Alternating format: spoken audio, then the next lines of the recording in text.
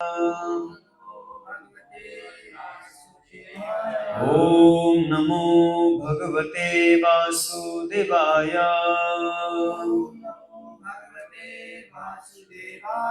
ओम नमो भगवते वासुदेवाय। नारायणं नमस्कृत्यं नरं चैव नरोत्तमं देवीं सरस्वतीं व्यासं ततो जयमुदीरये। नष्टप्रायेषु अभद्रेषु नित्यं भागवत सेवया भगवती उत्तमश्लोके भक्तिर्भवती नैष्टिकी। मुखं करोति वाचलं पङ्गुलङ्घयते गिरिं यत्कृपातमहं वन्दे श्रीगुरुदीनतारिणं श्रीचैतन्य ईश्वरं श्रीपरमानन्दमाधवं। हरि ओं तत्सत् हरि ओं तत्सत् हरि ओं तत्सत्। हरे कृष्ण।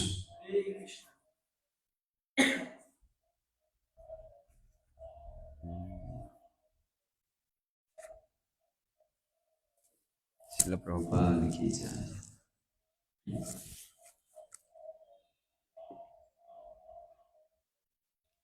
तो आज चर्चा के विषय हैं स्कंद 3 अध्याय 9 श्लोक संख्या 10 से। आप सभी भक्तों को स्वागत है। हम ये चर्चा करने का प्रयास करेंगे। आप लोग श्लोक दोहराने का प्रयास कीजिएगा। अहन्यापि तर्क करणानिशि निशयाना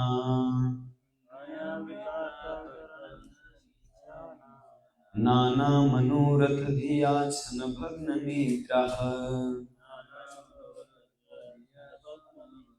दैवाहतार्थरचना ऋषयोऽपि देवा युष्मत्प्रसंगविमुखा इह संसरन्ते। अर्ह्याप्रितार्थकरणानिशि निशयाना नाना मनोरथोदिया छन भग्न निद्रा दैवाहतार्थरचना ऋषयोऽपि देवा युष्मत्प्रसंगविमुखा इव संसरन्ते। अहन्याप्रितार्थकरणानिशि निशयाना नाना मनोरथोदिया छन भग्न निद्रा दैवाहतार्थरचना ऋषयोऽपि देवा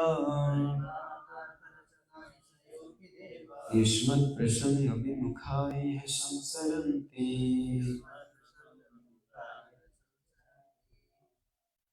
अह्याप्रितार्थकरणानिशि निशयाना नाना मनोरथोदिया छन भग्न निद्रा दैवाहतार्थरचना ऋषयोऽपि देवा प्रसंगविमुखा इह संसरन्ते। धन्यवाद। शब्दार्थ अनुवाद तात्पर्य दी श्री भक्तिवेदांत स्वामी श्रील प्रभुपाद की जय। आज का तात्पर्य बहुत लंबा है, इसको हम एक एक पढ़ के और इसका वर्णन करते चलेंगे। पहले इसका शब्दार्थ कर लेते। अणहि दिन के समय, आपृत व्यस्त, आर्त दुखदायी कार्य, करना इंद्रिया, निशि रात में, निशयाना अनिद्रा, नाना विविध, मनोरथा मनोरथ निद्रा निंद, दैव आत्मान अति मानवीय, आहत अर्थात हताश, रचना योजनाएं, ऋषय ऋषिगण, अपि भी, देव हे प्रभु, युष्मत आपकी, प्रसंग कथाश्रय विमुखा विरोध इह इस जगत में संसरते चक्कर लगाते हैं। अनुवाद इस प्रकार है, ऐसे अभक्तगण अपनी इंद्रियों को अत्यंत कष्टप्रद तथा विस्तृत कार्य में लगाते हैं और रात में उनिंद्र रोग से पीड़ित रहते हैं, क्योंकि उनकी बुद्धि विविध मानसिक चिंताओं के कारण उनकी नींद को लगातार भंग करती रहती है। वे अति मानवीय शक्ति द्वारा अपनी विविध योजनाओं में हताश कर दिए जाते हैं। यहाँ तक कि बड़े बड़े ऋषि मुनि यदि आपकी दिव्य कथाओं से विमुख रहते हैं तो वे भी इस भौतिक जगत में चक्कर लगाते हैं। तात्पर्य, जैसा कि पिछले श्लोक में वर्णन आया है, जिन लोगों को भगवान की भक्ति में रुचि नहीं होती वे भौतिक कार्यों में लगे रहते हैं। उनमें से अधिकांश लोग दिन के समय कठोर शारीरिक श्रम में लगे रहते हैं। उनकी इंद्रियां भारी औद्योगिक संस्थान के भीमकाय कारखानों में कष्टप्रद कार्य करने में बुरी तरह लगी रहती है। ऐसे कारखानों के मालिक अपने औद्योगिक उत्पादों के लिए बाजार खोजने में लगे रहते हैं और मजदूर वर्ग विस्तृत उत्पादन में लगे रहते हैं, जिसमें विशाल यांत्रिक व्यवस्था रहती है। कारखाना या फैक्ट्री नरक का दूसरा नाम है। रात्रि होने पर बुरी तरह से व्यस्त मनुष्य अपनी थकी हुई इंद्रियों को तुष्ट करने के लिए शराब तथा स्त्रियों की शरण में जाते हैं, किंतु तब भी उन्हें अच्छी नींद नहीं आती, क्योंकि उनकी नाना प्रकार की मानसिक चिंताओं वाली योजनाएं उनकी नींद में निरंतर व्यवधान डालती रहती है। उनिंद्र रोग से पीड़ित होने के कारण अभी अभी पर्याप्त आराम के अभाव में उन्हें प्रातःकाल नींद सताने लगती है। आदि दैवी शक्ति की व्यवस्था द्वारा संसार के बड़े बड़े विज्ञानी तथा चिंतक भी अपनी विविध योजनाओं के कारण हताश हो जाते हैं और इस तरह जन्म जन्मांतर इस भौतिक जगत में सड़ते रहते हैं। भले ही कोई महान विज्ञानी जगत में तो त्वरित त्वरित संहार हेतु परमाणु शक्ति में खोजे करता हो और अपनी सेवा या कुसेवा की मान्यता स्वरूप सर्वोत्कृष्ट पुरस्कार प्रदान किया जाए, किंतु भी भौतिक प्रकृति के अति मानवीय नियम के अंतर्गत बारंबार जन्म मृत्यु के चक्र में घूमते हुए अपने कर्म का फल भोगना पड़ता है। ऐसे सारे लोग जो कि भक्ति के सिद्धांत के विरुद्ध होते हैं, निश्चित रूप से उन्हें इस भौतिक जगत में चक्कर लगाना पड़ता है। इसका अभी भी डबल तात्पर्य है। अभी तो हम इसका पहले वर्णन करेंगे, इसके बाद फिर बाद में प्रार्थना करेंगे। ओम अज्ञानतिमिरन्धस्य ज्ञानाञ्जनशलाकया चक्षुरुन्मीलितं येन तस्मै श्रीगुरुवे नमः। श्रीचैतन्य मनोभीष्टं स्थापितं येन भूतले स्वयं रूप कदा मह्यं ददाति स्वपदान्तिकं। वन्देऽहं श्रीगुरुं श्रीयुतपदकमलं श्रीगुरुवैष्णवांश श्रीरूपं साग्रजातं सहगण रघुनाथान्वितं तं सजीवम् साद्वैतं सावधूतं परिजन सहितं कृष्ण चैतन्य देवं श्री राधा कृष्ण पादान सहगण ललिता शिव सखान्वितांस।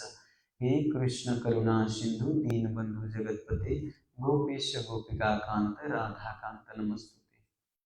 तप्त कांचन गौरांगी राधे वृंदावनेश्वरी वृषभानुसुते देवी प्रणमामि हरिप्रिये। वाञ्छाकल्पतरुभ्यश्च कृपा सिन्धुभ्यैव च पतितानं पावनेभ्यो वैष्णवेभ्यो नमो नमः। नमो ओं विष्णुपादाय कृष्णपृष्ठाय भूतले श्रीमते भक्तिवेदांत स्वामी इति नामिने। नमस्ते सारस्वती देवी गौरवाणी प्रचारिणे निर्विशेष शून्यवादी पाश्चात्य देश तारिणे। जय श्री कृष्ण चैतन्य प्रभु नित्यानंद श्री अद्वैत गदाधर शिवासादि गौर भक्तवृंद। हरे कृष्ण कृष्ण कृष्ण हरे हरे, हरे राम राम राम हरे हरे। हरे कृष्ण। श्रील प्रभुपाद की जय। वास्तव में श्रील प्रभुपाद जी के जो तात्पर्य हैं ये अपने आप में ही एक क्लास होता है। वास्तव में अगर ध्यानपूर्वक एक एक शब्द को हम पढ़ें तो उससे अपने आप जीवन में अनुभव से रिलेट कर पाते हैं प्रभुपाद जी के तात्पर्य से। प्रभुपाद जी कभी कभी अपना ही तात्पर्य लेके पढ़ते तो प्रभुपाद जी को आश्चर्य लगता, मैंने ये ऐसा कैसे हो। प्रभुपाद जी को आश्चर्य लगता, प्रभुपाद जी घंटों पढ़ते थे अपना ही लिखा हुआ है ना। तो पूछते थे प्रभुपाद जी, अब वास्तव में प्रभुपाद जी से अगर कोई पूछते अपना ही किताब क्यों पढ़ रहे हैं, प्रभुपाद जी कहते हैं ये मैंने नहीं लिखा, ये कृष्ण द्वारा स्वयं ये लिखा हुआ है। क्योंकि आप प्रभु जी थोड़ा सोच के देखिए, गौरांग प्रभु जी बता रहे थे कि एक भक्त कर्नाटक के हैं, उस कर्नाटक को भक्त को संस्कृत के ट्रांसलेशन और अनुवाद करने के लिए उनको दिया गया। बहुत बड़ा विद्वान, 12 पास रह के और व्याकरण पूरा एकदम छंद सब कुछ सीखे थे वो, है ना। तो उस व्यक्ति को केवल उसका विस्तृत करने के लिए दिया गया ट्रांसलेशन। तो 6 महीना हो गया, अभी एक चैप्टर भी नहीं कर पाए। वो कह रहे कि प्रभुपाद जी जो करता है उनको पता चलता है कि वास्तव में प्रभुपाद जी की मेहनत कितनी है ना। लेकिन हम लोगों को तो लगता है केवल लिख दिए तो ये जैसे काव्य कविता लिखते हैं संसार के व्यक्ति, जैसे अपना चिंतन करके लिखते हैं। प्रभुपाद जी चिंतन करके नहीं लिखे हैं, प्रभुपाद जी को जैसे जैसे गाइडेंस आया वैसे वैसे लिखे हैं पूरा। नहीं तो इतना श्लोक कहाँ कहाँ से आएगा। देखिए अंतिम में लिखा हुआ है कहाँ कहाँ से उद्धृत किए हैं प्रभुपाद जी। भगवत गीता में अंदाज की, श्रीमद् भागवत में भी है, कहाँ कहाँ से अनेक शास्त्र से प्रभुपाद जी तात्पर्य को दिए। तो देखिए इस तात्पर्य में कितना स्ट्रॉन्ग बातें बोले हैं, है ना, के लिए। और इसके पहले हम अनुवाद एक बार फिर से पढ़ते हैं। ऐसे अभक्तगण अपनी इंद्रियों को अत्यंत कष्टप्रद तथा विस्तृत कार्य में लगाते हैं और रात में उनिंद्र रोग से पीड़ित रहते हैं, क्योंकि उनकी बुद्धि विविध मानसिक चिंताओं के कारण उनकी नींद को लगातार भंग करती रहती है। इस संसार में वास्तव में मनुष्य जो भक्ति से विमुख है, कृष्ण से बहुत विमुख है, तो वो भागते रहते हैं, इसलिए अपने इंद्रियों को तुष्ट करने के लिए। और अपने इंद्रिय को तुष्ट करने के लिए तो ऐसे तो नहीं तुष्ट कर पाए, इंद्रियां तो कभी तुष्ट होता ही नहीं। जब तक कृष्ण तुष्ट नहीं होंगे तब तक इंद्रियां तुष्ट हो ही नहीं सकता। टाटा अंबानी, टाटा कंपनी जो है उसमें बताते हैं कि उनका कंपनी में लोहे का कंपनी है, हम लोग खुदाली वो कीनते थे तो लोहा के सामान कीनते थे, उसमें टाटा कंपनी है बहुत बड़ा फैक्ट्री। तो उसमें बताया जाता है कि कितने लोग काम करते करते अग्नि में गिर जाते हैं, और गिर जाते उसका हड्डी तक भी नहीं मिलता, हड्डी तक भी नहीं मिलता। वो लोहा को गला दे तो हड्डी क्या है, कौन सी बड़ी बात है, जहाँ पे लोहा गलता तो वहां पे काम करते, लेकिन पैसा ज्यादा मिलता है, पैसा ज्यादा मिलता है तो उसमें काम करते हैं। मैंने देखा हूँ 22-22 घंटा काम करते हैं, 20 घंटा 22 घंटा वो लेखन कार्य कृष्ण कॉन्शियसनेस रहते थे, 2 घंटा सोते थे भगवान के लिए। लेकिन फिर भी उतना भगवान के भक्त की 12 घंटा मतलब अगर क्या कहते हैं 22-22 घंटा सेवा भी करे फिर भी उनको एंजाइटी चिंता नहीं रहता नहीं रहता, प्रसन्न रहते हैं क्योंकि कृष्ण के लिए कर रहे हैं। लेकिन 22-22 घंटा काम करके पैसा कमाते हैं, इतना घर भी बना लेते हैं, लेकिन एंजाइटी फ्रस्ट्रेशन कितना ज्यादा रहता है हम देख सकते हैं। तो इसीलिए हमारा मनुष्य शरीर प्राप्त हुआ है। क्या मनुष्य शरीर ऐसे गधे जैसे मेहनत करके और केवल नर्क के, यहाँ पे भी नर्क का प्रभुपाद जी बताए कि फैक्ट्री जो है ये नर्क का दूसरा नाम है। तो क्या हम इसीलिए हम आपका शरीर प्राप्त किए, इसी अंतिम समय में ऐसा पैसा कमा के घर बिल्डिंग बना के परिवार पालन पोषण करके और चले जाए। और इसी दशा के मनुष्य शरीर तो आप तो 200 ग्राम खाते हैं, हाथी तो 2 कुंटल खाता है, और वैसे हजारों लाखों हाथी हैं जंगल में, लेकिन उनका पालन पोषण होता है।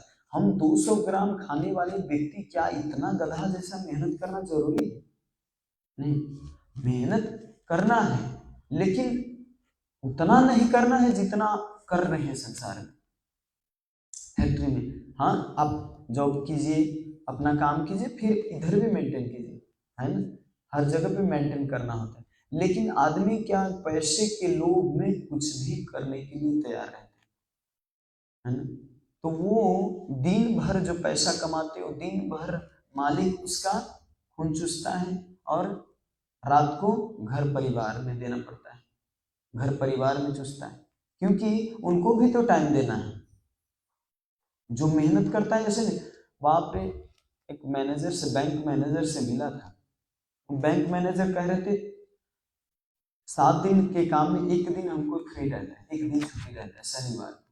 तो शनिवार को ये नहीं कि छुट्टी रहता है, वो यहाँ पे छुट्टी है बैंक में, लेकिन 1 दिन पूरा दिन अगर घर में नहीं दिया तो झगड़ा हो जाता है, कहते हैं आप देते ही नहीं टाइम। डॉक्टर विवेक बिंद्रा प्रभु जी का भी इससे पहले बहुत वायरल हुआ था वीडियो। प्रभु जी इतना मेहनत करते हैं प्रचार के लिए, बिजनेस जो भी बड़ा बिजनेस खोले हैं तो बहुत को एंगेज कराते हैं, तो उसमें प्रभु जी इतना बिजी रहते कि परिवार को टाइम नहीं दे पाते। तो देखिए परिवार से कितना कलह आया, उनके अपने ही घर से पुलिस केस हो गए, पुलिस केस कर दिए थे उनके ही ऊपर। तो देखिए कोई भी कार्य हम एक्सट्रीम में करते हैं, लेकिन प्रभु जी का मूड तो वास्तव में अच्छा है, क्योंकि वो कृष्ण के लिए, अपने गुरु के लिए कर रहे हैं। लेकिन ऐसे ऐसे अनेक लोग हैं जो केवल अपने ही लिए कार्य कर रहे हैं।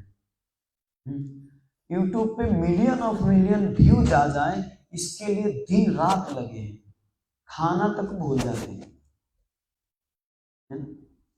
पैकिंग वाला खाना भूलना मतलब पैकिंग वाला जब हुआ तो खा रहे हैं और बना रहे हैं, खा रहे हैं बना रहे हैं, ऐसा हो।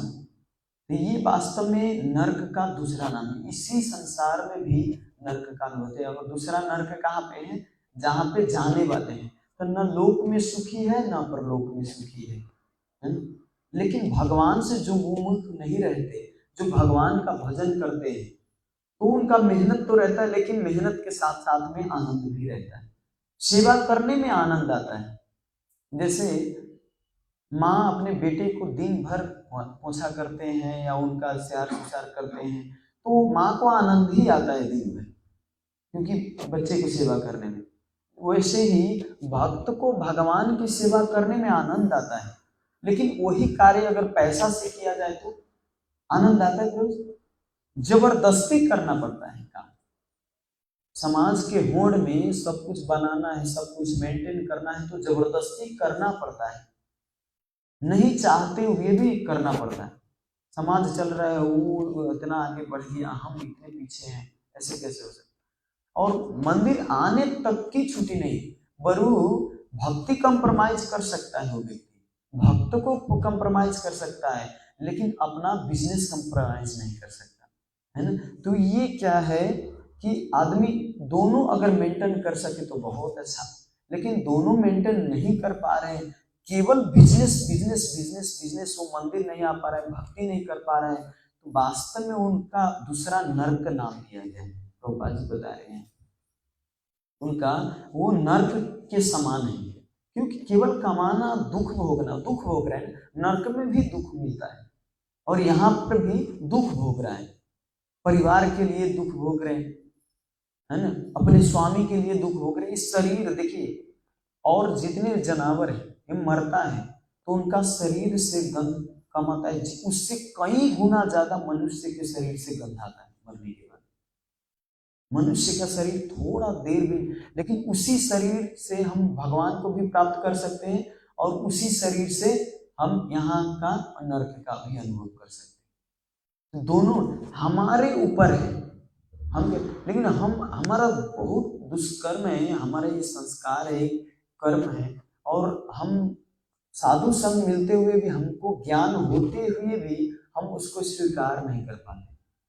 हम कहते नहीं नहीं, टाइम आएगा तब हम थोड़ा सीरियस होंगे, अभी थोड़ा मेंटेन करना है, अभी ये करना है, वो करना है।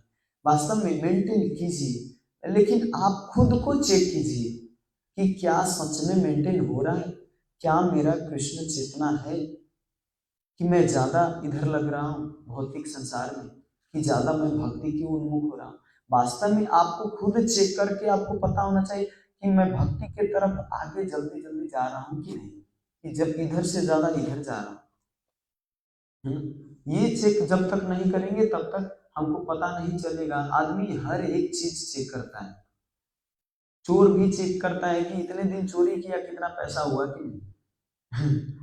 तो जो गलत व्यक्ति है वो तो हर समय चेक करता है, तो भक्त को प्लानिंग के साथ क्यों नहीं करना चाहिए? भक्त को भी प्लानिंग के साथ, इसीलिए संख्या पूर्वक नाम गान नति कालावशानी कृतौ। संख्या पूर्वक नाम गान नति, संख्या पूर्वक नाम क्यों? बिना कहते हैं अरे भगवान हमको तो बिना काउंटिंग से अनलिमिटेड दिए, तो हम काउंटिंग करके नाम क्यों जपे? हम भी अनलिमिटेड जपेंगे, जपिए, लेकिन हमारा वैसा स्वभाव नहीं, हमारा काउंटिंग का स्वभाव है। हमारे अंदर उत्साह लाने के लिए वो चाहिए काउंटिंग है। मैंने आज 64 माला जपा, ओहो 64 माला, कल भी 64 माला जपी, तो ये बनाने के लिए। लेकिन अंतिम वास्तव में उद्देश्य ये काउंटिंग नहीं है, अंतिम उद्देश्य कृष्ण में चेतना लगाना ही है। लेकिन आपको ये जैसे बीड बैग इतना हमने दिया, इतने लोग माला जप कर पाए, तो या इतने लोग दीप दान कर पाए, है ना, या इतने लोग भागवतम क्लास में आए, तो ये सुन के एक आदमी के अंदर ओह इतना लोग आए, मैं भी करूंगा, है ना, तो दूसरे को उत्साह आता है। क्योंकि अभी हमारे मटेरियल ये वो है ना मन, तो ऐसा ही हमारे मन में घुसता है, तो इसीलिए काउंटिंग भी आवश्यक है शुरू शुरू में। लेकिन जिस दिन इंद्रिय काम नहीं करेगा उस दिन चैंटिंग भी नहीं जब कर पाएंगे आप, केवल चिंतन केवल होगा आपको, केवल चिंतन, है ना। तो वास्तव में नरक से बचने के लिए एक ही उपाय है, भगवत उन्मुख हो जाइए, विमुख मत होइए। भगवत उन्मुख हो गए तो नरक से बच के जा सकता है भगवान के धाम, है ना। लेकिन विमुख हो गया तो नरक भी जाएगा और दुख भी मिलेगा, और फिर इस संसार में आके फिर कष्ट भी भोगेगा।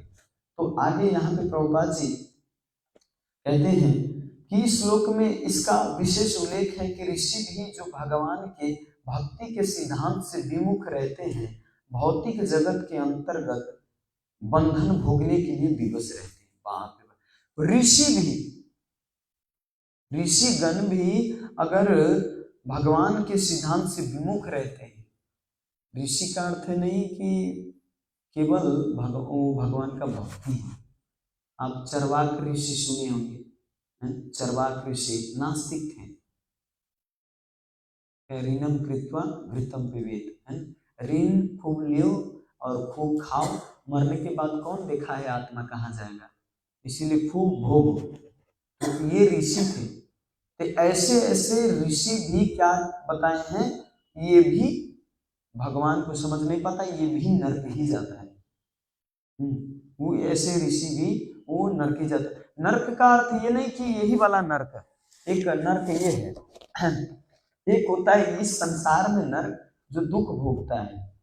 हम जैसे दामोदर आरती में एक बार दीप देखा है, तो नरक जाना क्लोज, एक बार दीप दिखाने के कारण हमारा नर्क का टिकट कैंसिल हो जाता है, नर्क नहीं जाता वो व्यक्ति। लेकिन इसका अर्थ ये नहीं कि वो नर्क वहां पर नहीं गया तो फिर दुख नहीं भोगेगा, दुख भोगेगा, लेकिन हो सकता है उस नर्क से यहाँ पे थोड़ा कम भोगे, है ना, उस कर्म के अनुसार भोगे। तो यहाँ पे जो नर्क है इसमें पूरा एकदम विस्तृत रूप से बताया सृष्टि लीला में। यहाँ पे आप इसको विराटनगर में आके ले सकते हैं, हमारे पास है। इसमें बताए गोलोक, मथुरा, द्वारिका, अयोध्या, बैकुंठ, कैलाश, ये सब है। एंड इधर मथुरेश, द्वारिकाधीश और भगवान श्री रामचंद्र। तो यहाँ पे बताइए, यहाँ पे मेन समझने वाली बात यहाँ पर है हमको, है ना? नर्क यहाँ पे कहाँ है, दिखाई दे रहा है इसमें? ठीक है, जिसको नहीं दिखाई दे रहा है वो आके यहाँ पे देख लीजिएगा सेंटर आके। और यहाँ पे तपलोक, जनलोक, महरलोक, स्वरलोक, भूलोक, भूलोक, अतल, वितल, सुतल, तलातल, महातल, रसातल, पताल, है ना? और पताल के नीचे है नर्क। सबसे गए गुजरे जगह पे जहां पे सड़ता है लोग, वहां पे रखे नर्क। और नर्क का रास्ता ये नहीं है, ये तो अच्छा है कम से कम, अतल, वितल, सुतल, तलातल, क्योंकि यहाँ पे किसी में है, देखिए अतल है जहाँ पे बल दानव का निवास स्थान है, और बीतल में हटकेश्वर शिव जी का निवास है, और सूतल में 52 अवतार का निवास है, बलि महाराज का है, और महाताल में कालिए नाग वहाँ पे रहते हैं, और रसातल में असुरों का निवास है, और पताल में वासुकी नाग जी का निवास है। उससे नीचे नर्क है। तो ये इसमें इस रास्ते से होके नर्क नहीं जाता है, नहीं तो यहाँ पे तो सूतल में तो भगवान का भी दर्शन हो जाएगा उसको। नर्क का रास्ता ही अलग है, देखिए यहाँ से घूम के यहाँ पे है। जो अधम का पाप कर्म करता है वो इधर से आके यहाँ पे नर्क आता है, डायरेक्ट रास्ता है, कोई झंझट नहीं है, डायरेक्ट रास्ता है। इसी में जितना दुखी दुख भोगना पड़ता है। बिरजा नदी आता है, बिरजा नदी के पार करने के बाद एक खखार पोटा वाला वो नदी आता है, जिसमें केवल गंदगी रहता है, और उसमें खूब डुबा डुबा के निकालते हैं, और धूप रहता है, इतना कड़ा धूप। यहाँ के धूप तो क्या, विराटनगर का धूप, वो 100 गुना ज्यादा टेम्परेचर रहता है, जलता है, पैर में पूरा बाहु बाहु पूरा तरसता है ना? तो ऐसा नहीं। और जो भगवान से, देखिए शुद्ध भक्ति का मार्ग कैसा है, डायरेक्ट शुद्ध भक्ति मार्ग एक ही बार गोलोक वृंदावन, कौन सा रास्ता जाना चाहते हैं? और दूसरा है विधि मित्र राज भक्ति, जो विधि मार्ग की भक्ति करता है वो डायरेक्ट यहाँ पे मथुरा जाते हैं। और जो शुद्ध भक्ति विधि करता है, शुद्ध भक्ति का मार्ग है लेकिन विधि नियम से करता है, तो वो कहाँ जाता है? श्री रामचंद्र भगवान के जहाँ पे अयोध्या है, और कैलाश भी जा सकता है, दोनों जगह पे जा सकता है। और जो योग मार्ग में रहता है, केवल योग ध्यान करता है, तो वो कारण दक्षाई ब्रह्म ज्योति में केवल योग ध्यान करता है ना, तो वो केवल ब्रह्म ज्योति में ही जाता है। तो ये नर्क एक हुआ। इस नर्क में लोग वो तो जघन्य कर्म वृत्ति स्थान कहा गया है ना? ऊर्ध्व गच्छन्ति सतोष्ठा, मध्य तिष्ठति राजसा, और मध्य तिष्ठति राजसा जघन्य गुण वृत्ति स्थान क्या है? नहीं, अधो गच्छन्ति तामसा जघन्य गुण वृत्ति स्थान। वो अधो गच्छन्ति तामसा, जो तामसिक व्यक्ति जो महापापी होता है, नीचे के लोक में जाता है, और नीचे के लोग उस पर क्या कहते हैं, नर्क में जाता है। लेकिन ऐसा नहीं है कि आप गलत कर रहे हैं, भगवान का भी नाम जप रहे हैं मानिए, और आप गलत भी काम कर रहे हैं, है ना, छुप छुप के गलत काम कर रहे हैं, ऊपर से साधु भेष, तो इसका ये नर्क नहीं जाएगा, लेकिन नर्क के समान ही यहाँ पर दुख भोगेगा इसी संसार में, है ना। जैसे वृंदावन धाम में जाके कोई वहां पे पाप करता है, वहां पे वृंदावन धाम तो जैसे भी उद्धार कर देगा, मायापुर धाम जैसे भी उद्धार कर देगा, जगन्नाथपुरी धाम जैसे भी उद्धार कर देगा। अगर वहां पर जाके पाप करते हैं तो भगवान धाम में तो आपका शरीर छूटा पाप कर, लेकिन शरीर छूटने के बाद धाम में ही ऐसे कुत्ते की योनि मिलेगा, या कीड़े, नाली के कीड़े बनेंगे वहां पर, ऐसे ऐसे दुख मिलता है कि देखिए कभी कभी वहां पे बंदर भी इलेक्ट्रिक से, वो क्या कहते हैं, बिजली से टच होके और मर जाते हैं, तो बहुत जघन्य दंड मिलता है उनको।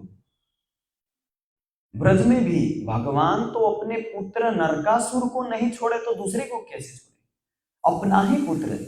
भगवान ये नहीं देखते कि ये मेरा पुत्र है, मेरा ये रिलेटिव है, ये संतान है, ये है, जो भी व्यक्ति गलती करता है, चाहे अपना ही पार्षद हो, अरे जो परम प्रिय गोपियां हैं, गोपियां तक को भी घमंड आते आए तो गोपियां तक को भी नहीं छोड़े भगवान। भगवान के इनडायरेक्ट रूप से सबको दंड देते ही हैं। सच्ची माता का, चैतन्य महाप्रभु सच्ची माता का प्रसंग आता है, उसमें सच्ची माता को भी दंड देते हैं चैतन्य महाप्रभु, लेकिन इनडायरेक्ट रूप से। अद्वैत आचार्य के प्रति अपराध जब करते हैं कि ये अद्वैत आचार्य तो ये मेरे पुत्र को भी सन्यासी बनाएगा, ये भागवत सुना सुना के सन्यासी बना देगा, पुत्र तो विश्वरूप चला गया और दूसरा पुत्र भी चला जाएगा, तो मैं तो अद्वैत आचार्य के बारे में थोड़ा अनाप शनाप बोल दिए। चैतन्य महाप्रभु घर में आए, जब तक अद्वैत आचार्य से माफी नहीं मांगी, वो पार्षद लोग बताएं कि क्यों नहीं आ रहे, सची माता पूछे तो वहां पे बताएं कि जब तक चैतन्य महाप्रभु नहीं, जब तक अद्वैत आचार्य से माफी नहीं मांगेंगे तब तक मैं घर नहीं आऊंगा। तो अपने माँ तक को भी घमंड आए, अपराध के वैष्णव अपराध, तो उनको भी बख्शे नहीं। तो भगवान किसको छोड़ सकते? आपको लगता है कि मैं भजन कर रहा हूँ, तिलक लगा रहा हूँ, जप कर रहा हूँ, तो कुछ भी करेंगे तो छूट है? नहीं नहीं, सबको दंड मिलता है। यहाँ योगी तक को भी दंड मिलता है। आगे कहते हैं, परमेश्वर संपूर्ण जीव जगत के नायक हैं और कोई भी व्यक्ति उनके तुल्य या उनसे बढ़कर नहीं हो सकता।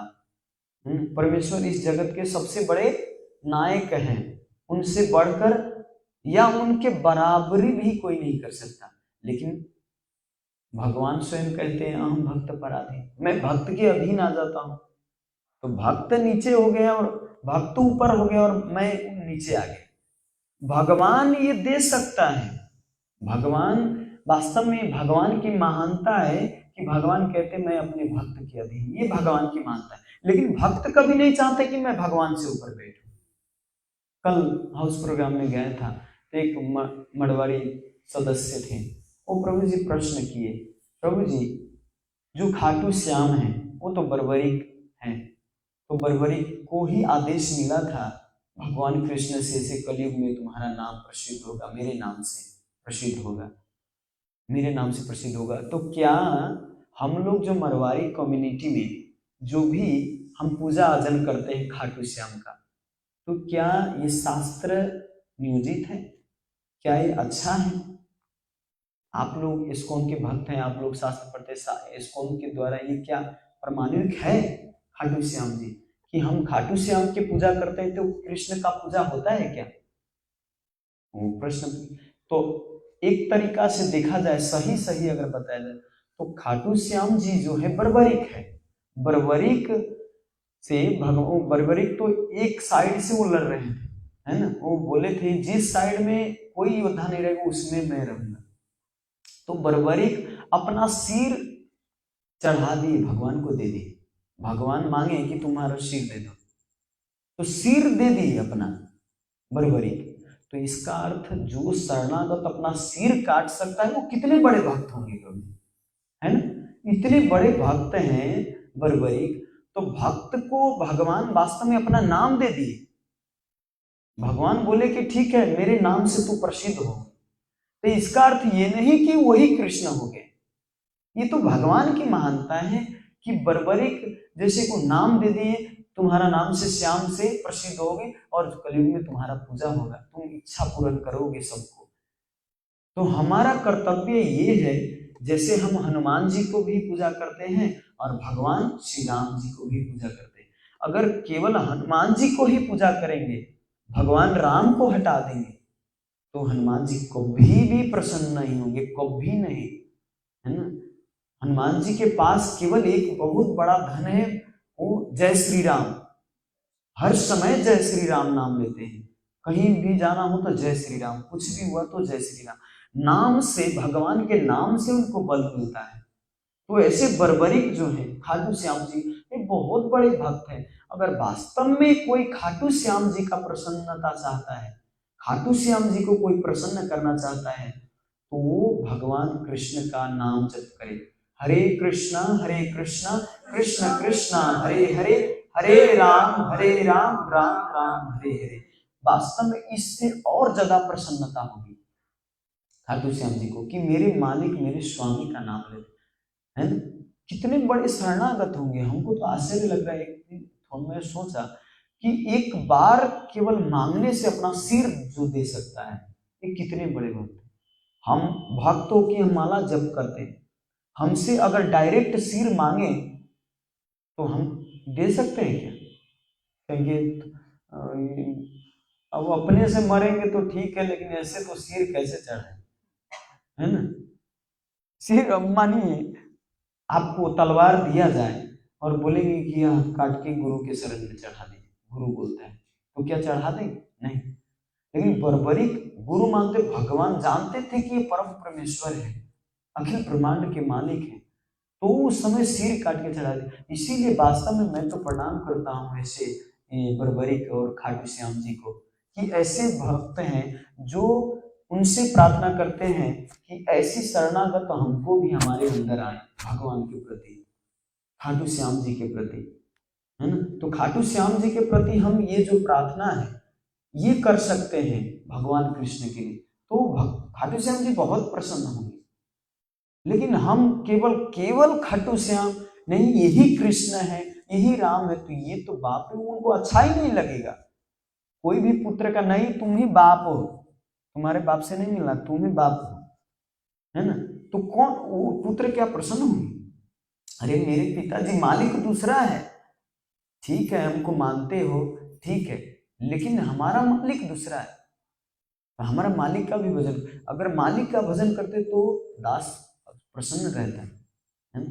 तो ये सीक्रेट है। इसीलिए कहते हैं आमी तो कंगाला कृष्णा कृष्ण बोली भाई तब पाछे पाछे, ओहे वैष्णव ठाकुरा दयार सागर दशे करुणा करी। यहाँ पे आमी तो कंगाल कृष्ण कृष्ण बोली, ये नहीं कह रहे हैं, मैं वैष्णव वैष्णव बोल के नहीं बोल रहा हूं आपका नाम, अभिजीत प्रभु अभिजीत प्रभु अभिजीत प्रभु, या प्रभुपाद बोल रहे हैं, लेकिन प्रभुपाद के साथ में देखिए हम 16 माला कृष्ण का नाम जप करते हैं, है ना। प्रभुपाद जी की गुरु पूजा करते हैं, लेकिन साथ साथ में हम भगवान का भी मंगल आरती करते हैं, दर्शन आरती करते हैं, साथ साथ में करते। अगर मानिए हम केवल प्रभुपाद जी को ही राख के पूजा करें, घर में भगवान का विग्रह ही ना हो, तो ये प्रभुपाद जी को कभी नहीं प्रसन्नता होगी ना। ये तो समझने की बात है ना। तो यहाँ पे वैष्णव के पीछे भाग रहे हैं, तो वैष्णव का नाम लेके भागना चाहिए ना। तो यहाँ पे कृष्ण कृष्ण बोली ढाई तब पाछे पाछे, मैं आपके पीछे कृष्ण कृष्ण नाम लेके दौड़ रहा हूं, है ना। तो यहाँ पे यही समझा रहे हैं कि कृष्ण का किसी गुरु के पास जाइए तो भगवान का ही नाम लेना है, गुरु का नाम नहीं। गुरु का गुणगान करना है, उनका आज्ञा का पालन करना है, लेकिन गुरु का भी उद्देश्य भगवान ही है, कृष्ण ही है। ये बहुत समझने की बात है। लेकिन हम क्या करते हैं, जो हमारा इच्छा पूरा करता है, जो हमको भौतिक सुख देता है, वही भगवान, वही सर्वस्व। अभी कोई डायमंड मुख से निकाल दिया, ये परमेश्वर, हम तो कोई भगवान को नहीं मानते, ये हमारे लिए परमेश्वर है। अरे ऐसे तो कैसे अनन्य भक्ति होगा, ये तो स्वार्थ हुआ, व्यापार हुआ। वो आपको दे रहा है, आप भी उनको पूजा कर रहे हैं, जो दे रहा है उसको पूजा कर रहे हैं। भगवान तो भक्ति तो वो है जहां पे दे या ना दे, निस्वार्थ अनन्य भक्ति होनी चाहिए। लेकिन ये तो व्यापार है, कोई जादू दिखा दिया, कोई थोड़ा सा फेमस हो गया, यूट्यूब पर लाखों करोड़ों फॉलोअर्स हैं, अरे बाप रे मैं तो उसी बाबा को मानता हूं, मैं तो उन्हीं को गुरु मानता हूं। उनको पता है कि यूट्यूब से निकल कर तो कान पकड़ने तो आएगा नहीं, हम जो गलती कर रहे हैं, हम तो जो भी कर सकते हैं, है ना।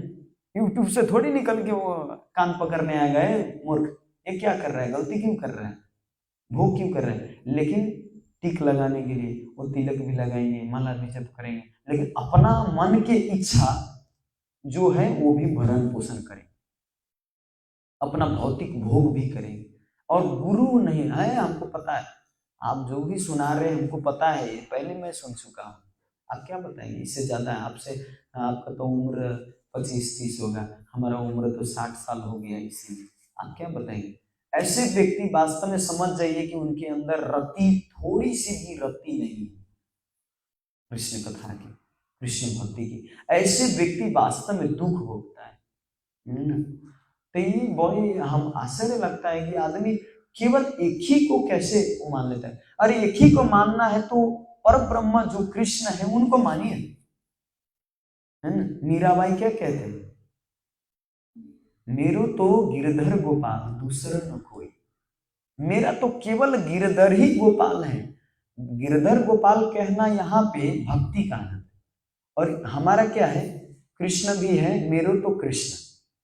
लेकिन और भी कौन कौन है, मेरा बेटा, मेरा पति, मेरा धन संपत्ति, मेरा गणेश जी, मेरा दुर्गा देवी, मेरा ये, मेरा वो सब कुछ लिस्ट में हम रखते हैं। ये अनन्य भक्ति नहीं, ये भक्ति है, भक्ति है, लेकिन अनन्य भक्ति नहीं है। मीराबाई दूसरे लाइन में क्या कर रहे हैं, दूसरों न कोई। यहां पे वो कह सकती थी कि मेरे तो गिरधर गोपाल, दूसरों तो मेरा पति है। यहाँ पे दूसरों न कोई, दूसरों न कोई मतलब कोई नहीं है, केवल इसको अनन्य भक्ति कहते हैं, है ना। एकले ईश्वर कृष्ण आर सब भृत्य, है ना। भगवान केवल अकेले हैं और आर सब भृत्य मतलब उनके सेवक है, सब सेवक है। इवन महाविष्णु तक उनके सेवक है, उनका ही फॉर्म है, उनका ही अवतार है, लेकिन उनका ही सेवक, उनके ही लिए। आप देख रहे हैं सृष्टि लीला में, सृष्टि लीला में वो लोग वृंदावन धाम, भगवान कृष्ण ऊपर है ना, सबसे ऊपर, और कारण दक्षाय विष्णु के रूप में वही भगवान कृष्ण यहाँ पे प्रकट होते हैं सृष्टि चलाने के लिए। फिर भगवान को अगर इस संसार में अवतार लेना हो तो फिर भगवान विष्णु के रूप से ही आते हैं। कहते हैं ना भगवान विष्णु के अवतार है, हाँ भगवान विष्णु के ही रूप से आते हैं इस संसार में। जब वसुदेव जब प्रकट होने वाले थे भगवान, तो पहले वसुदेव जी के मन में आए, इसके बाद भगवान के आगे, वसुदेव जी के आगे प्रकट हुए चतुर्भुज रूप में, भगवान विष्णु से आए। क्योंकि ये संसार का जो नियम है वो नियम भगवान कृष्ण भी पालन करते हैं। इस संसार में जब आते हैं तो उनके थ्रू आते हैं। जैसे आपको आपके पिताजी मानिए काठमांडू भेज दिए हैं, तो काठमांडू भेज दिए तो आप काठमांडू में रूम में रह रहे हैं, तो आपके पिताजी 6 महीना बाद अगर आपके रूम में गए तो वहां पर रहने के लिए व्यवस्था हो जाएंगे और खोल के चुपचाप आप सो जाएंगे? नहीं, आपसे पूछेंगे मैं कहाँ सो, आज क्या खाना है, आपसे पूछेंगे, आपसे वहां का आइडिया लेंगे, क्योंकि वहां के बारे में आइडिया नहीं, आपको आइडिया है, आपको बताएं। आइडिया हो भी तभी एक, क्या कहते हैं इसको, सदाचार, एक सदाचार है पूछ के, क्योंकि वहां पे रह रहे तो उनको वहां के बारे में और ज्यादा अच्छा से पता है, तो क्या सिचुएशन है, क्या समस्या है पता नहीं ना, इसीलिए उनसे पूछ के वो कार्य करते। भगवान को सब कुछ पता है, अंतर्यामी है भगवान, लेकिन फिर भी भगवान इस संसार में जब आते हैं तो महाविष्णु की आज्ञा की पालन करते हैं, वहां पे उन्हीं के अनुसार चलता है। लेकिन आर स्वरूप रहते, फिर भी उनके ही इच्छा से कार्य करते। पिताजी ही तो पैसा भेजते तभी तो रूम में रह पाते हैं ना काठमांडू या कहीं भी, है ना।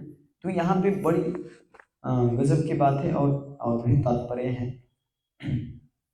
यहाँ तक कि भगवान के निर्विशेष तक तहाँ सर्वव्यापक अंतर्यामी रूप में परमेश्वर की बराबरी नहीं कर सकते। अतएव भक्ति के बिना जीवों की प्रगति हेतु कोई धर्म या असली दर्शन पद्धति संभव नहीं हो सकती। वे निर्विशेषवादी जो आत्म मोक्ष के लिए तपस्या करने में काफी कष्ट उठाते हैं, भले ही निर्विशेष ब्रह्म ज्योति तक पहुंच ले, किंतु अंततः भक्ति में स्थित न होने से वे पुनः भौतिक जगत में आ गिरते हैं, पुनः भव बंधन को भोगते हैं। इसकी पुष्टि इस प्रकार है, एयन अरविंदाक्ष विमुक्त मानिना स्वयं भाव विशुद्ध बुद्धया आरुह्य कृष्णेन परम पदम तथा पतन्त्यो अधः नात्रितेष्म दंग्रिया। वे व्यक्ति जो भगवान की भक्ति के बिना मुक्त होने से झूठे बहकावे में रहते हैं, ब्रह्म ज्योति के लक्ष्य तक भले ही पहुंच ले, किंतु अपनी अशुद्ध चेतना के कारण वैकुंठ लोकों में आश्रय के अभाव में तथा कथित मुक्त लोग पुनः भौतिक संसार में आ गिरते हैं। जो ब्रह्म ज्योति में चला जाता है वो भी इस संसार में अभाव के कारण, वहां पे अशुद्धता के अभाव के कारण फिर इसी भौतिक जगत में आना पड़ता है उसको। ब्रह्म ज्योति के बाद भी इसी भौतिक जगत 10:2-32 आप इसमें देख सकते हो। इसीलिए कोई भी व्यक्ति भगवान की व्यक्ति के भक्ति के सिद्धांत के बिना किसी धर्म प्रणाली का निर्माण नहीं कर सकता। जैसा कि श्रीमद् भागवतम के 6 स्कंद में हमें मिलता है, धर्म के प्रवर्तक स्वयं भगवान हैं। भगवत गीता में भी हम पाते हैं कि भगवान की शरण ग्रहण करने के अतिरिक्त धर्म के अन्य सभी रूपों को भर्त्सना की गई है। कोई भी प्रणाली जो मनुष्य को भगवत भक्ति तक के नियंत्रक यमराज का निम्नलिखित कथन पाते हैं। 6 स्कंद में हम श्रद्धालु जीवों के नियंत्रक यमराज के निम्नलिखित कथन पाते। धर्मत्तु साक्षात् भगवत प्रणीतम न वै विदु ऋषयो नापि देवा न सिद्ध मुख्यासुर मनुष्या कुतो न विद्याधर चारणाय। शंभु नारद शंभु कुमार कपिलो मुनि प्रहलाद जनक विष्णु बलि वैयासकी वयम् द्वादशीति बीजानितो धर्म भागवतम भटा गुह्य विशुद्धम निर्बुधम यह ज्ञात्वा मृतम अश्नुते। धर्म के सिद्धांतों का प्रवर्तक भगवान द्वारा होता है और ऋषियों तथा देवताओं सहित अन्य कोई भी ऐसे सिद्धांतों का निर्माण नहीं कर सकता। देखिए, धर्म के सिद्धांत को मनुष्य क्या निर्माण नहीं कर सकता। धर्म के सिद्धांतों को बहुत लोग अपने ही से धर्म बना लेते हैं। इस देवता को कोई भी अपने ही घर में कोई जादू दिखाने वाला हो, थोड़ा सिद्ध हो, तो उनका भी मंदिर बना देते हैं, उन्हीं को पूजा कर ले। उनका पूर्वज आने लगते तो वो माई हो गया, सिधिया माई क्या माई बना देते। और ऐसे ऐसे माई कितने रोड में रख देते और कितने देवी देवता बना देते। वास्तव में देवी देवता के काउंटिंग में भी नहीं आता। जो अपने ही घर में कोई मर जाए और उनका मंदिर बना दिया तो वो देवी देवता की काउंटिंग में नहीं होता। जी हमारे गांव तरफ ही ऐसा ज्यादा होता है। तो यहाँ पे कह रहे धर्म का निर्माण मनुष्य नहीं कर सकता। इसीलिए इस्कॉन में हमको सबसे अच्छा लगता है कि केवल शास्त्रों का सिद्धांत का पालन होता है। शास्त्रों के अनुसार शास्त्र क्या कहता है, ये नहीं कि ये समाज क्या कहता है, देश क्या कहता है, नहीं। भक्ति सिद्धांत सरस्वती महाराज अकेले थे, शास्त्र इतने में केवल शास्त्र के ही पालन करते थे। सुभाष चंद्र बोस आए, उनको बोले कि आपके पास इतने युवक हैं, आप इतने युवक हमको दीजिए, देश के विकास में हम लगाएंगे। बोले कि ये जो राजनीति है, ये राजनीति हो सकता है बदल सकता है जो, लेकिन नीति जो है ना, ये कभी नहीं बदल सकता। आदमी का जो नीति है कभी नहीं बदल सकता। इसीलिए वास्तव में सबका एक ही उद्देश्य धर्म का पालन करना, और वो शास्त्र द्वारा जो दिया गया है। तो कोई देश धर्म लेके चलता है, देश की सेवा है ही हमारा धर्म है, नहीं। देश का सेवा धर्म है, लेकिन वास्तव में उससे पहला धर्म है ये भगवत भक्ति धर्म, भक्ति धर्म है ना। तो यहाँ पे आदमी मनुष्य वास्तव में अपने मन गढ़ंत, हम कौन होते हैं धर्म का निर्माण करने वाले? भगवान दिए निर्माण करके। धर्म तो साक्षात भगवत प्रणीतम, भगवान साक्षात है धर्म के रूप में। तो धर्म के सिद्धांत किसी सामान्य जीव के लिए खुले नहीं होते, वे मानव को नैतिकता के स्तर पर लाने के लिए होते हैं। देखिए, धर्म का सिद्धांत जो है सामान्य जीव के लिए खुले रूप में नहीं होते, वो मानव को वास्तव में नैतिकता सिखाने के लिए, उस स्तर पर लाने के लिए धर्म है। अहिंसा इत्यादि तो दिग्भ्रमित व्यक्तियों के लिए आवश्यक है, क्योंकि जब तक कोई व्यक्ति नैतिक अहिंसक नहीं बनता तब तक वो धर्म के सिद्धांतों को नहीं समझ सकता।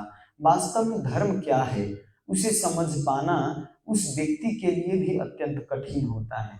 जो नैतिकता अहिंसा के सिद्धांतों को प्राप्त होता है, यह अत्यंत गुह्य है, क्योंकि धर्म के असली सिद्धांतों से अवगत होते हैं। मनुष्य मुक्त होकर आनंद तथा ज्ञान के शाश्वत जीवन बिताता है। अतएव जो व्यक्ति भगवान के भक्ति के सिद्धांतों को प्राप्त नहीं है, उसे अपने अबोध जनता का धार्मिक नेता बनने का स्वांग नहीं रचना चाहिए। यहाँ पे स्पष्ट बताया गया है, जिनको धर्म का ज्ञान नहीं है उसको नेता बन के ढोंग नहीं करना चाहिए, स्वांग नहीं करना चाहिए। वास्तव में नेता उसी को बनना चाहिए जिनको भगवत धर्म पता हो। देखिए मोदी जी, आदित्यनाथ योगी जी, उनको वास्तव में धर्म पता है, क्या है धर्म। तो वो राजनीति और भक्ति का जो नीति है दोनों शास्त्र में लाते हैं। तभी तो वास्तव में कितने साल से राम मंदिर नहीं बन पा रहा था, वो राम मंदिर बन गया है ना। वाराणसी में जो काशी विश्वनाथ मंदिर इतना भव्य रूप में बन गया है ना। और उज्जैन में महाकाल के जाएंगे तो आप आश्चर्य हो जाएंगे कि कहा वहां पे हर व्यक्ति एक साथ में जल चढ़ा सकता है। उज्जैन में महाकाल है ना, इतना सुविधा बना दी। तो पता है कि वास्तव में मनुष्य इसी से खुशी हो सकता है। मान आदमी तो कितना पैसा कमा रहा है, लेकिन इससे खुशी नहीं होगा जब तक वो धर्म पालन नहीं करेगा। तो पता है, तभी तो मोदी जी तपस्या किए हैं, पता है उनको कि कैसे देश चलाना है। तो देश चला वही सकता है जिसको भगवत धर्म पता हो, जिसको भगवत गीता पता हो, जिसको भागवतम पता हो, वैदिक शास्त्र का वैदिक ज्ञान हो, वो वास्तव में देश चला सकता है। राजनीति पहले के राजा लोग देखिए सबको पता था, है ना। जनक महाराज, दशरथ महाराज, ये सब भगवान के भक्त थे, तभी तो भगवान उनके घर में अवतार देते थे, प्रकट होते थे। नहीं भक्त नहीं होते तो कैसे उनके घर में आते। राज्य करते थे, राज्य चलाते थे, लेकिन उनके घर में भगवान प्रकट होते थे, क्योंकि वास्तव में परम भक्त थे। जनक महाराज, सीता महारानी स्वयं वहां पे प्रकट हो, है ना। राजा दशरथ 10 दिशाओं में वो जीत के लाए थे, परास्त कर दिए थे 10 दिशाओं। 10 रथ पे एक बार चलते थे, तो 10 रथ चलाते थे, 10 दिशाओं में चलते थे। तो ऐसे रथ भी चलाते थे, देश भी चलाते थे, साथ साथ में क्या करते थे, भक्ति भी, भगवान का भक्त भी थे, भगवान से पूर्ण प्रेम था। अतएव जो व्यक्ति भगवान की भक्ति के सिद्धांतों को प्राप्त नहीं है, वो अबोध जनता का धार्मिक नेता बनने का स्वांग नहीं रचना चाहिए। उपनिषद बताता है कि बकवास का बलपूर्वक निषेध किया गया है। निम्नलिखित मंत्र में इस बकवास का एक मंत्र है इस उपनिषद में, अंधतम प्रविशन्ति येषं भूतिमुपासते ततो भूयैव तमो संभूतया रता। कहते हैं, अतः धर्म के नाम पर भक्ति के असली धार्मिक सिद्धांतों को संदर्भ दिए बिना जो अन्य लोगों को गुमराह बनाता है, उस व्यक्ति से श्रेष्ठतर धर्म के सिद्धांतों को अनजान व्यक्ति है। जो धर्म के मामलों में कुछ नहीं करता, धर्म के ऐसे तथाकथित नेताओं को भर्त्सना ब्रह्मा तथा महाजनों द्वारा अवश्य की जाएगी, है ना। तो जो धर्म का सिद्धांत नहीं जानते उसको ब्रह्मा और महाजन, जितने हमारे 12 महाजन हैं, उनके द्वारा भर्त्सना की जाती है, निंदा की जाती है। ऐसे नेता तो वास्तव में नरक का ही रास्ता देखेगा, नरक का टिकट फिक्स करेगा वो, है ना। अगर वो धर्म के बिना, सिद्धांत के बिना वो अगर देश चलाता है तो। हरे कृष्ण। श्रील प्रभुपाद की जय, अनंत कोटि वैष्णव वृंद की जय। ये तो बहुत बड़ा लंबा तात्पर्य है, मैंने इसका क्लास सुना तो 4 दिन तक केवल इसी श्लोक पे चर्चा हुआ है। 1 घंटा 45 मिनट में थोड़ा करना मुश्किल हो, नहीं तो इसमें अगर एक एक तात्पर्य लेके, एक एक पैराग्राफ लेके बहुत चर्चा की जा सकती है इतने विस्तृत रूप में। हरे कृष्ण। श्रील प्रभुपाद की जय। कोई टिकट है प्रश्न?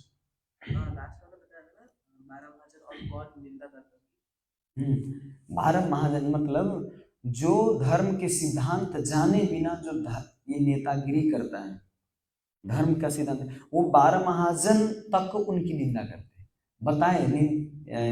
बताए हैं कि ऐसे तथा कथित नेताओं की भर्त्सना ब्रह्मा तथा अन्य महाजनों द्वारा अवश्य की जाएगी, आने वाले कल्पों में की जाएगी। ठीक है, हरे कृष्ण।